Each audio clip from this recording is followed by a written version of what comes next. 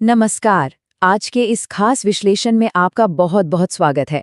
आज हम भारत की सबसे गहरी, रहस्यमयी और ऊर्जा से भरी एक पौराणिक कथा के बारे में बात करने वाले हैं। हम बात कर रहे हैं भगवान जगन्नाथ की दिव्य उत्पत्ति की।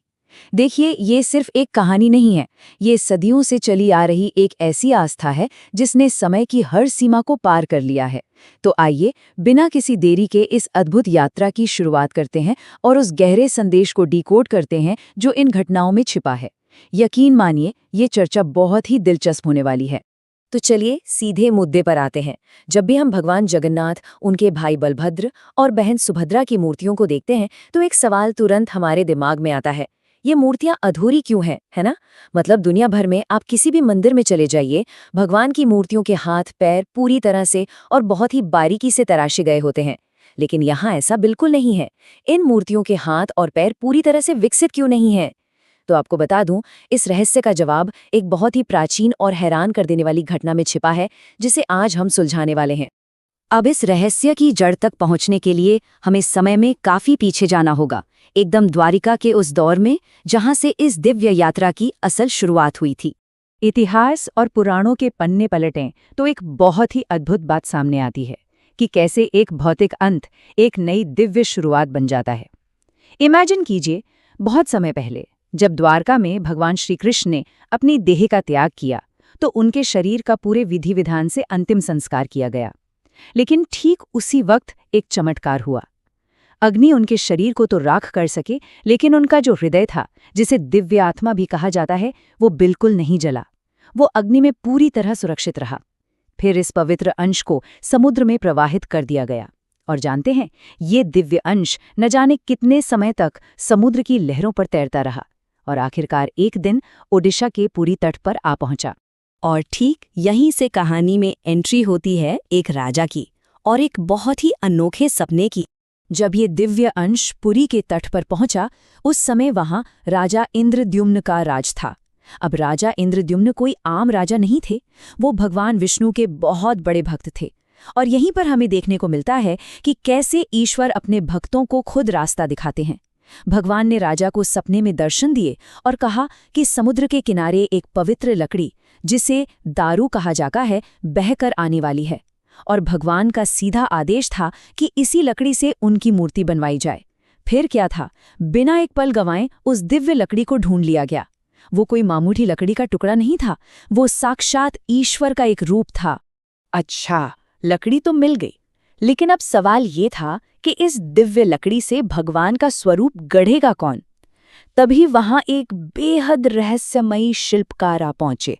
आपको बता दूं, असल में वो कोई और नहीं बल्कि स्वयं भगवान विश्वकर्मा थे। लेकिन उन्होंने काम शुरू करने से पहले राजा के सामने एक बहुत ही सख्त शर्त रख दी। उन्होंने कहा, बंद कमरे में बिना किसी बाधा के काम होगा। ये कोई छोटी मोटी रिक्वेस्ट नहीं थी, ये एक कड़ा नियम था।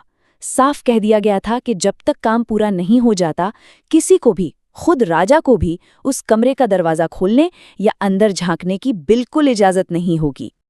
और इस तरह शुरुआत होती है उस बंद कमरे के रहस्य की, जहां सिर्फ मौन था और एक लंबी प्रतीक्षा। कमरा बंद हुआ और अंदर मूर्ति बनने का काम शुरू हो गया। बाहर एकदम सन्नाटा। ये सच में एक बहुत ही रहस्यमयी माहौल था। लेकिन भई, इंसानी फितरत बड़ी चंचल होती है। कई दिन बीत गए और उस बंद कमरे से कोई आवाज नहीं आई, न छेनी की न हथौड़े की। इस अजीब से सन्नाटे ने राजा और रानी को अंदर तक डरा दिया। उन्हें लगा कि कहीं अंदर उस बूढ़े शिल्पकार को कुछ हो तो नहीं गया। इसी घबराहट और चिंता में उन्होंने अपना सारा धैर्य खो दिया और बलपूर्वक उस कमरे का दरवाजा खोल दिया। और जैसे ही दरवाजा खुला, वो दिव्य शिल्पकार उसी पल वहां से गायब हो गया। शर्त टूट चुकी थी। जल्दबाजी के उस एक पल ने सब कुछ बदल कर रख दिया था। सामने जो था वो हैरान करने वाला था। दरवाजा खुलने के बाद जो नज़ारा राजा ने देखा, उसने इतिहास की धारा ही मोड़ दी। सोचिए, राजा रानी क्या उम्मीद कर रहे थे? उन्हें लगा था कि अंदर पूरी तरह से विकसित हाथों और पैरों वाली एक शानदार मूर्ति मिलेगी। लेकिन ईश्वरीय वास्तविकता तो कुछ और ही निकली। सामने जो मूर्तियां थीं वो अधूरी रह गई थीं। उनके हाथ और पैर पूरी तरह से बने ही नहीं थे। उस वक्त राजा को लगा कि उनके अधैर्य की वजह से एक बहुत बड़ा अनर्थ हो गया है। सब कुछ बर्बाद हो गया। राजा बहुत गहरे पछतावे में डूब गए थे, लेकिन तभी अचानक एक आकाशवाणी होती है। उस दैवी आवाज ने कहा, यही मेरी इच्छा है, मैं इसी रूप में पूजे जाना चाहता हूँ। अब देखिए, ये बात सब कुछ साफ कर देती है। जिसे हम इंसान एक गलती या अपूर्णता मान रहे थे, वो असल में एक दैवीय योजना थी। भगवान ये मैसेज दे रहे थे कि वो अपनी अपूर्णता में भी पूर्ण है। उनकी दिव्यता को किसी परफेक्ट शारीरिक आकार की कोई जरूरत नहीं है। इस आकाशवाणी ने राजा के मन का सारा बोझ हल्का कर दिया और फिर पूरे विधि विधान के साथ उन्हीं अद्वितीय मूर्तियों की स्थापना की गई। भगवान जगन्नाथ, उनके बड़े भाई बलभद्र और बहन सुभद्रा को उनके उसी विशेष रूप में मंदिर में विराजमान किया गया। सोचिए, एक इंसानी भूल को भगवान ने खुद स्वीकार किया और उसे एक ऐसी परंपरा में बदल दिया जो आज हजारों साल बाद भी उतनी ही मजबूती से कायम है। अब उस प्राचीन बंद कमरे के शांत रहस्य से बाहर निकलते हैं और आज के दौर में आते हैं, एक ऐसे उत्सव की ओर जो पूरी दुनिया में मशहूर है। अगर हम इस पूरी कथा के आज के स्वरूप को देखें तो एक बहुत ही गजब का कॉन्ट्रास्ट दिखता है। लाखों की संख्या, जी हाँ, जो मूर्तियां एक बंद कमरे में बिल्कुल अकेले और पूर्ण सन्नाटे के बीच गढ़ी जा रही थीं, आज उनके दर्शन के लिए हर साल लाखों की संख्या में श्रद्धालु एक साथ सड़कों पर उमड़ पड़ते हैं। To put that into perspective, ये मानव इतिहास के सबसे बड़े और सबसे भव्य जमावड़ों में से एक है। और ये नज़ारा कुछ ऐसा दिखता है। हर साल पुरी में इस भव्य रथ यात्रा का आयोजन होता है, जहां भगवान जगन्नाथ, बलभद्र और सुभद्रा अपने मंदिर के गर्भगृह से बाहर आते हैं। वो विशाल गगनचुंबी रथों पर सवार होकर पूरे नगर का भ्रमण करते हैं। वो पवित्र लकड़ी जो कभी समुद्र के रास्ते आई थी, आज वो इन विशाल रथों के पहियों के रूप में पूरे शहर से गुजरती है।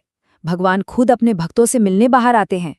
तो इस पूरी चर्चा के अंत में ये विश्लेषण हमें एक बहुत ही गहरे सवाल के साथ छोड़ जाता है।